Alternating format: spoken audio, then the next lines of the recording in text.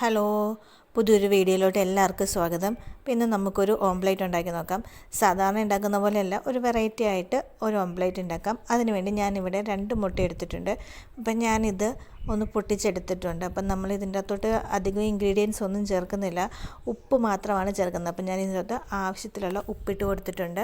അപ്പം നമുക്കിത് നല്ലതുപോലെ ഒന്ന് ബീറ്റ് ചെയ്തെടുക്കാം.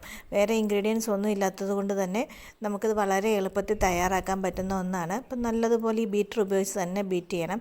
മിക്സിക്കകത്ത് അടിച്ചാൽ അത്രയും അങ്ങ് നമുക്ക് പൊങ്ങി വരില്ല. അപ്പോൾ ഇതുപോലെ ഞാൻ നല്ലതുപോലെ ബീറ്റ് ചെയ്തെടുത്തിട്ടുണ്ട്. ഇതുപോലെ നല്ലൊരു ക്രീമി കൺസിസ്റ്റൻസിയിൽ ഇത് ചെയ്തെടുക്കണം. അപ്പോൾ ഇത് നല്ലതുപോലെ ആയി വന്നിട്ടുണ്ട്. അപ്പോൾ ഞാനിവിടെ ഒരു പാൻ വെച്ചിട്ടുണ്ട്.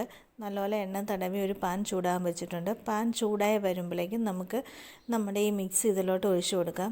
നമുക്കിത് ഒഴിക്കുമ്പോൾ തന്നെ അറിയാൻ പറ്റും നല്ലതുപോലെ ഇത് പൊങ്ങി വരുന്നുണ്ട് കേട്ടോ. സാധാരണ ഓംപ്ലേറ്റ് പോലെയല്ല, നല്ലതുപോലെ പൊങ്ങി വരുന്നുണ്ട്. അപ്പോൾ ഇത് ഹാഫ് കുക്കായതിനു ശേഷം നമുക്കിത് മറിച്ചിട്ട് കൊടുക്കാം. അപ്പോൾ ഇത് മറിച്ചിട്ടില്ലെന്നുണ്ടെങ്കിൽ കുഴപ്പമില്ല. മറിച്ചിടുമ്പോൾ നമുക്ക് ആ പൊങ്ങി വന്ന് ചെറുതായിട്ടൊന്ന് ചുങ്ങിപ്പോവും.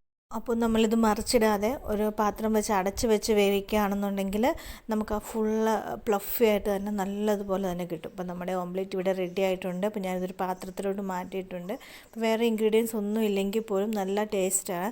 അപ്പോൾ ഓംപ്ലേറ്റൊക്കെ ഇഷ്ടമുള്ളവർ ഇങ്ങനെ ഒരു വെറൈറ്റി ആയിട്ട് ഇങ്ങനെ ട്രൈ ചെയ്ത് നോക്കണം. അപ്പോൾ നിങ്ങൾക്ക് വീഡിയോ ഇഷ്ടപ്പെട്ടാൽ സപ്പോർട്ട് ചെയ്യാൻ മറക്കല്ല.